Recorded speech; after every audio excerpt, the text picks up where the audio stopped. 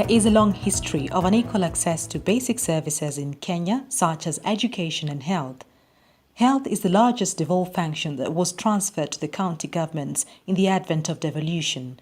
Therefore, a discussion on equitable distribution of health resources is key for any equity debate in the country. The first day of Equity Week 2017 saw the East African Institute of the Aga Khan University launch a data platform on the spatial patterns of inequalities in health in Kenya. Mukeira Nyagaka of the IBPK led a discussion on the distribution of health workers in Kenya. Kemri Wellcome Trust discussed inequalities in health financing. In addition, the Institute of Development Studies of the University of Nairobi presented findings on the effect of participatory budgeting on delivery and access of healthcare services in Makueni sub-county. Inequality, equity, access to resources, services is a big and enduring question. But the problem is that it's been stripped of data and evidence, and it's all happening based on people's whims and anecdotes and stories they tell each other. And I think what we're trying to do is really provide some real concrete conversations that we have. The pre-revolution data we got from the Ministry of Health, it was all 47 counties, this is who we sent. But now the ministry is not collecting data of all counties. It's trying to, through the health information system, but it's a voluntary system. So getting this data, we got it directly, and we're so glad counties like Elgeyo Marakwet, which is represented here, it was the easiest to get because we got in touch with them and we told them, we need data on your health workers. They sent us something, we said, this is not clear, send us, full data, and they sent us and they clarified things. But for other counties, it's difficult to even to know who has that data, because you call the budget office and they're like, that's human resource. And then you call human resource and they're like, oh, you have to talk to the county secretary first. So it was just ridiculous, just trying to get this data, but we're glad we got this from some of the county health departments. The biggest problem that I have, and I think it is a common problem for all of us, is the good quality data. Because a lot of this data, we used the statistical abstracts, the economic surveys, and largely we used the 2009 census data, and that is really outdated. And so we are very excited. We are getting ready so that the moment they do the new census, we will have a place we just plug it in and play. I'm glad he said his data is from the 2009 census, but it's now 4 years into devolution. We need to update our data. So there are huge data challenges, and I thought the place to get this data was the Council of Governors, but I requested for data. This has been since June last year, but nothing from them. And then obviously the Ministry of Health was like, we don't have current data, this is what we gave them. They are doing their own things, okay? So, and then the information system doesn't help because it's voluntary, so it doesn't mean it's the most updated or the most accurate data. And if we're going to get data from counties, does that mean I go on a Kenya road trip and then go to every county and say, I need to know how many health workers you have because this is important for policy? When we look at inequalities and how then we can use data to be able to use it as a basis for projecting ideas, we are realizing that it is pretty complex. Portals that do not respond to needs is as good as not useful. And so one of the things we are trying to do is that we will try to use platforms like this whenever they become available as a basis for interacting with those who will eventually use our portal. What we're also trying to figure out is what is the space for moving beyond evidence in policymaking, to getting policymakers to have some intelligence in the way that they engage with the data. Somebody said that there's so much information, but there's very little knowledge. And I think what we lack is a skill to turn the information into some knowledge and a basis for action. The problem is that these things have not informed the political conversation. So the politics is on other things. The people who should be complaining and kicking are kicking for different reasons. They're not kicking around they're not asking, why do our mothers have to die just because they wanted to have a child? They're not asking questions like, why do kids drop out of school at numbers that are atrocious? Those are not the questions that are informing the political process. So what we also expect to do with data is to drive the political conversation to something that is more meaningful to Kenyans.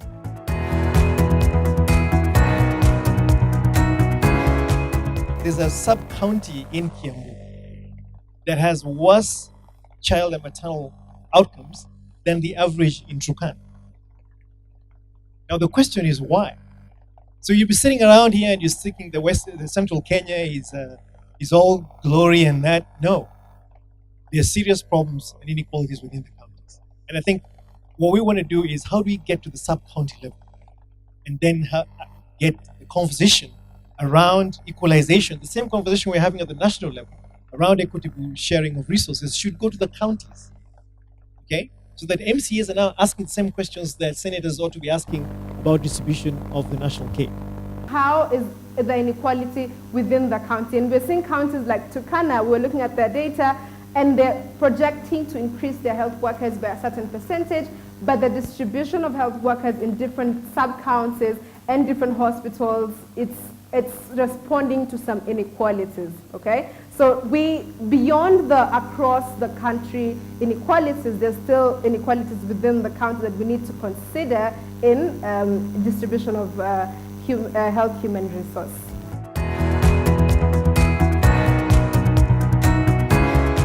Let's look at the pre-devolution situation. 3 things. At the time of devolution, there were certain inequalities, and we're going to look at 3. We see that there was unequal spending. There was obviously an equal number of health workers. And when we look at the distribution of county residents per health workers, was also unequal. And we also look at the skill mix at the beginning of devolution. So when you look at this, these are numbers we got from the National Treasury, and it shows, Mandera has to come up, you guys, Mandera is red, that the amount of money that was being spent per person per capita in 2013-14 as compared to Mombasa, it's quite a big difference, right? So this is what we were trying to resolve, like how are we spending and how can we improve the spending to help Mandera, for example, reach the place where Mombasa is.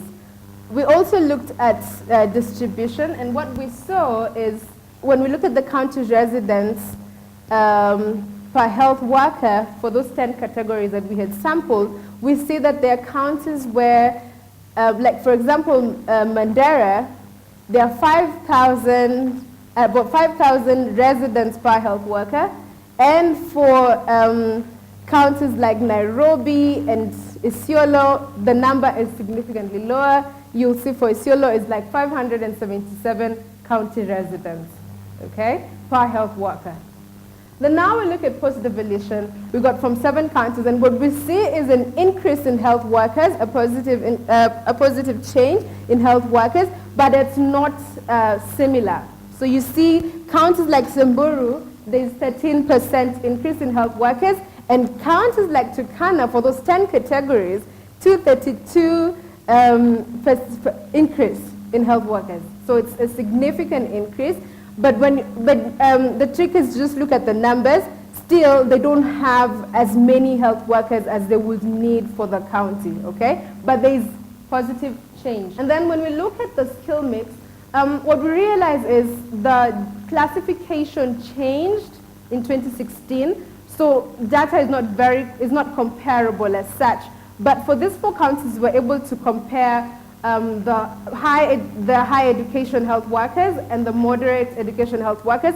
And we see for all 4 counties, that's Bungoma, West Pokot, Kilifi, and Elgeyo Marakwet, that there's a positive change in the number of high education health workers. And also something about the spending, we now know that, first of all, we know that health function is one of the largest devolved function, all right? So it takes a huge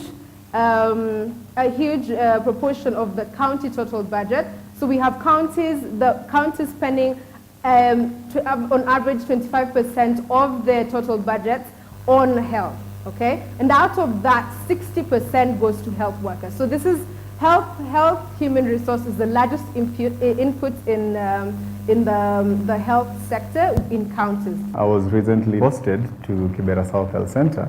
In a facility like that, you'd never find a medical doctor. But right now, we have medical doctors there. So you see the effects of devolution. There are places where you'd go and you think that the person in a white coat is actually a doctor attending to you, when in real sense, that is maybe a clinical officer. The highest, that you'd find is a clinical officer. And the community guys will be, daktari, daktari, and his word is final. Overall, when I look at healthcare before devolution and healthcare after devolution, when we look at it really, really closely, you realize that devolution has been such a good thing. There are places where to get a dispensary, it would be so hard. But then post-devolution, we've had, also for political goodwill, these governors want to be re-elected. So they throw a dispensary here, upgrade a hospital there, for their own re-election, which is a good thing. Unfortunately, like someone raised it earlier, sometimes you don't think about the personnel. So whereas the infrastructure is being improved, the software, the soft skills are not being improved. Through PB, Makueni has been able to invest in about 53 dispensaries, medical facilities through the PB process. Yeah? This brings up to a total of about 169 dispensaries. And what Makueni has effectively done in this process is reduce the distance, the average distance to a medical facility from 10 kilometers before PBN devolution to about 4.5 kilometers after PBN devolution. Much as this is the case, you find that many of these facilities, most of which are dispensaries, only offer limited healthcare services should a citizen want to go to visit them. And they've also been described as operating at bare minimum. This is information coming from the Ministry of Health at Makueni Sub-County. And then there's something that Marakwet County, for instance, is doing, which most of these other counties in the far-flung areas are also doing, which has really helped us with equity in terms of distribution of services. Doctors traditionally wanted to be near Nairobi or near big towns, Kisumu, Mombasa. In these areas, when you're a specialist, apart from working in the government, you can also set up your clinic and run it.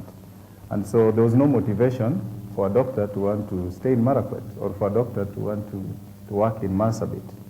But then some county governments, interestingly, in the pay packs for doctors, which is not announced, is that they offer you like a return ticket for two in a month, like to and fro from the cities. So they lure people to go and work there with the promise that at least every month you have a return ticket to the capital city. And so that alone is something that is interesting people who have families, because at times, you've already established your family here and someone is sending you to Wajir and you think about it, you say, let me go into private practice, okay, or you may as well just quit government. But now doctors have the incentives, and some counties pay allowances for people to work in those areas under the category of hardship allowances. So that is something that is really a plus.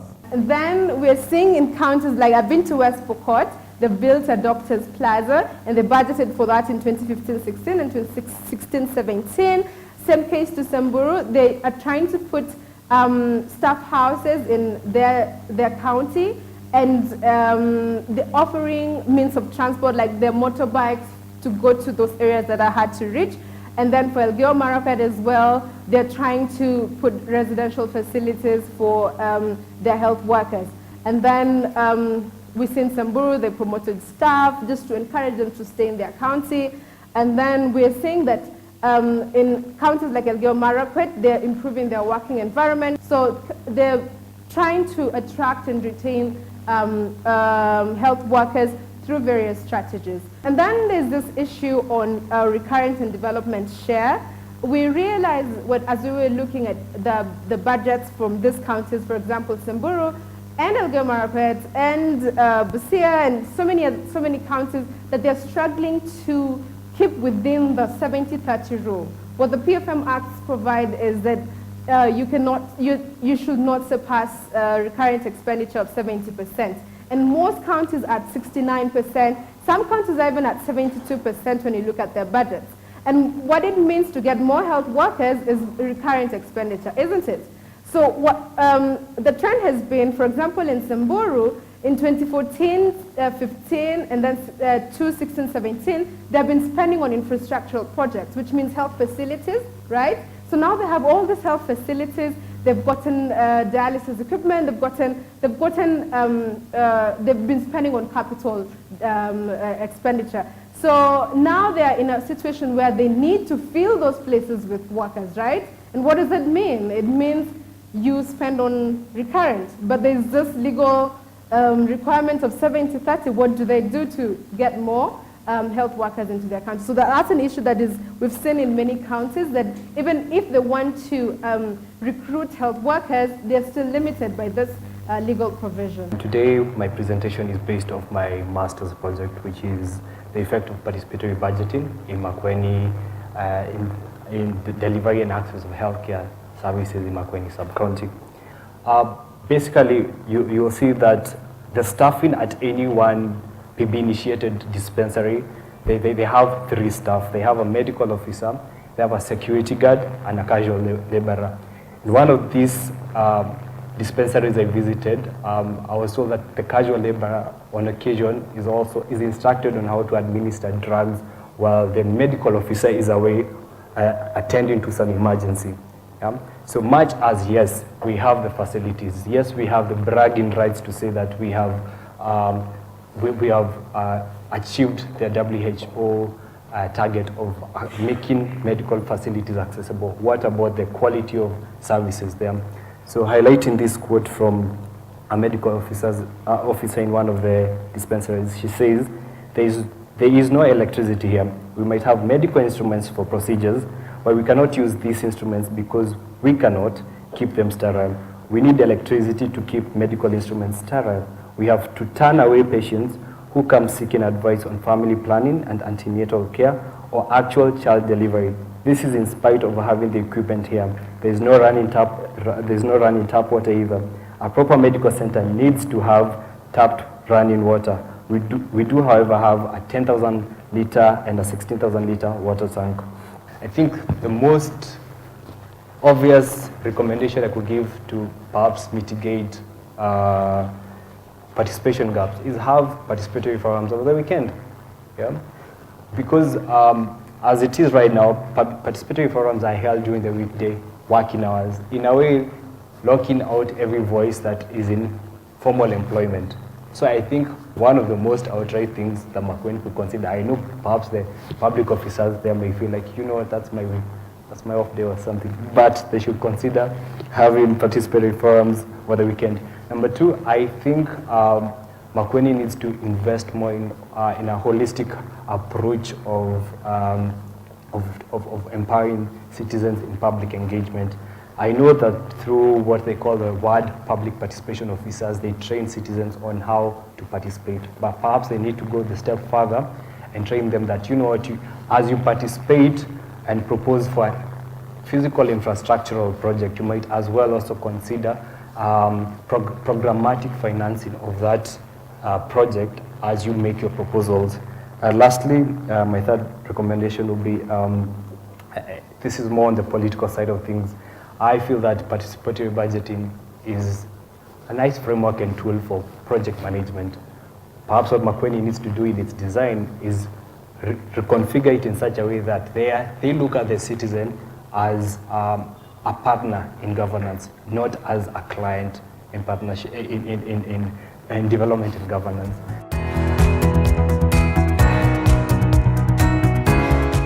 When we talk about equity, coming from a place where most of the patients who come to the facility already have a mindset that I may be asked to pay something, that's okay.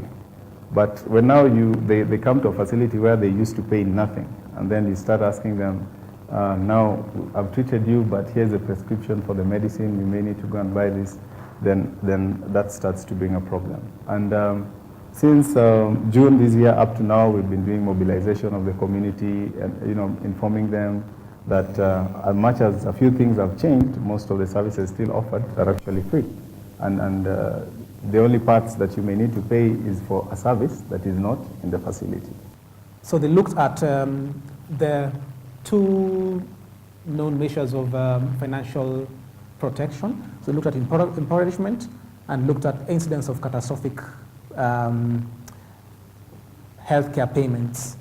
And they used the Household Health Expenditure and Utilization Survey 2013 and found generally, you can access the paper, that about 4.5% incidence of catastrophic health expenditures as of 2013. Further to that, they went ahead and tried to look at what are the things that explain this catastrophe or that contribute to or that are associated with this catastrophe. And one of the main points that I thought to bring out here is socioeconomic status. That, so you could see about the richest in that survey sample, the richest quintile had about 2% incidence of catastrophe, while the poorest at about 9.9% or 10%. So an odds ratio of about 5. So here's a thought experiment, and you may find it actually interesting. So if you're not able to access healthcare, will you incur healthcare costs? If you are not able to access healthcare at all. So will you be able to measure how much you spent at the facility? None. So what are the chances that you will incur catastrophe? It's probably 0, right? Because you're not spending anything. So that's the problem with this instrument for measuring. It assumes that everybody is able to access healthcare and is able to actually get to the facility and access. So it's a measure that is good in places where you have high levels of service coverage, but it's a bit tricky when you actually have some people who are not accessing healthcare at all. So some work that's been going on right now is further to this, has been looking at what are the barriers to access. And one is about availability. So you can see one of the comments that one of the individuals who was interviewed says that they go to the public health facilities because they don't have money. But when they get there, they find that the machines are not working. They're forced to go back home without receiving any care. So you realize that they actually they might not have spent. And so if you go quantitatively and find out how much have they spent on that visit, you might find that there's no much expenditure. But did they actually achieve the aim of that visit? So look at another situation about affordability. So some would say if care is supposed to be free, it should be free. But when you go to the clinic, it's written free outside, but when you get in there, you have to pay for something or the other. So that becomes a barrier. Okay. The other thing that happens is now from the supply side is since the facilities are not able to gather resources, then they lose autonomy. They are not able to make decisions that suit their population best, and so you find that sometimes some resources that they had before are not working anymore. So one of the individuals said that I was told that they don't have radiotherapy machines here, and I was told to go to a certain private hospital, and I heard that the cost is high. It's about 2,000 shillings to see a doctor, and you haven't even been treated yet. I don't have the ability to get that money.